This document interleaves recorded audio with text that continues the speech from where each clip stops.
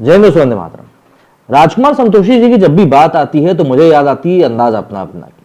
अंदाज अपना अपना जिसमें कि सलमान खान और आमिर खान हमें दिखाई दिए थे। कल्ट क्लासिक कॉमेडी मूवी है, जब भी आप देखेंगे आपको गुदगुदा के ही जाएगी।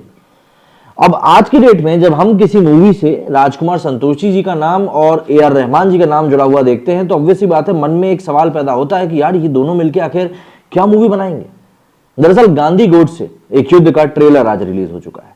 इस मूवी के नाम से ही आप समझ सकते हैं कि इसको लेकर देश में कितनी ज्यादा उथल पुथल मचेगी।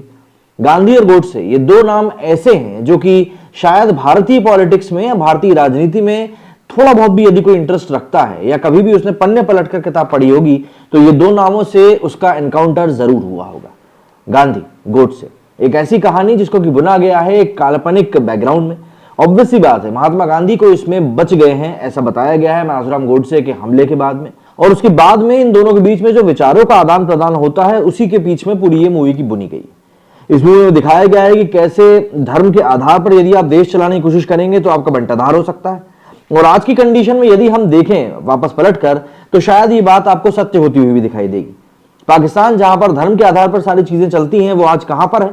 आटा 150 रुपए किलो और पाकिस्तानी रुपये की जो कीमत है $1 के मुकाबले 220 रुपए पहुंच चुकी। वहीं भारत जो कि उसी के साथ आजाद हुआ था आज कहां से कहां पहुंच चुका है। महंगाई के ऊपर आज भी हमारे देश में कोई ना कोई छाती पीट सकता है, लेकिन उसके बावजूद भी हमारी स्थिति काफी बेहतर है। तो ऐसे में इस मूवी में जो काम किया गया है वो काम इस तरीके से दिखाने की कोशिश करी गई है कि भाई देश में जो माहौल बनाने की कोशिश की जाती है लड़ाई झगड़े की, वो होना नहीं चाहिए। इन सभी चीजों से ऊपर हमारा देश आता है। यहां पर आपको नेहरू जी की झलक देखने के लिए मिलेगी, इसके बाद सरदार वल्लभ भाई पटेल, बी.आर. अम्बेडकर, इन सभी की झलक आपको देखने के लिए मिलेगी। ये एक पीरियोडिक ड्रामा मूवी होने के साथ साथ आज के आधुनिक युग के बारे में भी बात करती हुई कहानी।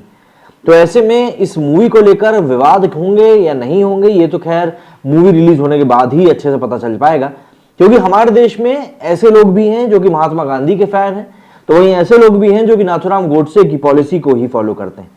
दरअसल नाथुराम गोडसे का आरोप यह था कि महात्मा गांधी के चक्कर में देश का बंटवारा हुआ, देश में दंगे हुए, और जिन लोगों ने दंगों में हिंदुओं को मारा महात्मा गांधी उन्हीं का पक्ष लेते हुए दिखाई देते हैं। उसी नाराजगी में नाथुराम गोडसे ने महात्मा गांधी की हत्या करी थी, और जैसा कि मैंने आपको बताया उसी परिवेश में इस पूरी कहानी को बुना गया है।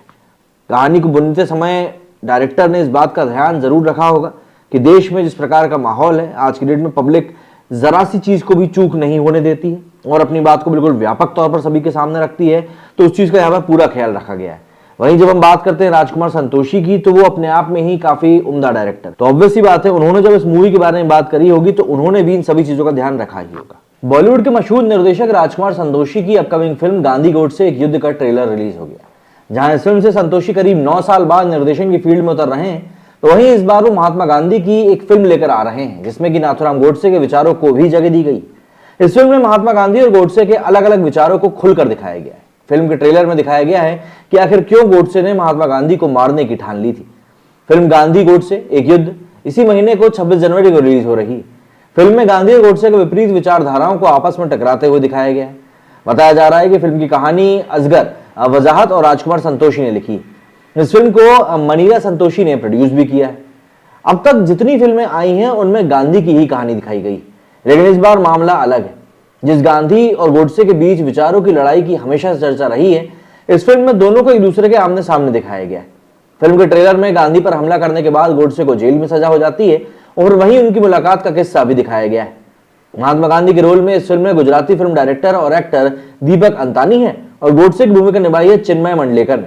इससे पहले संतोषी की आखिरी फिल्म साल 2013 में फटा पोस्टर निकला हीरो आई थी।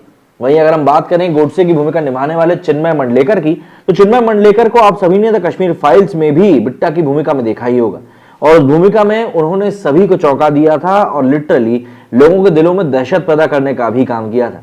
वही कश्मीर फाइल्स जो कि आज की डेट में ऑस्कर की दौड़ में शामिल हो चुकी है।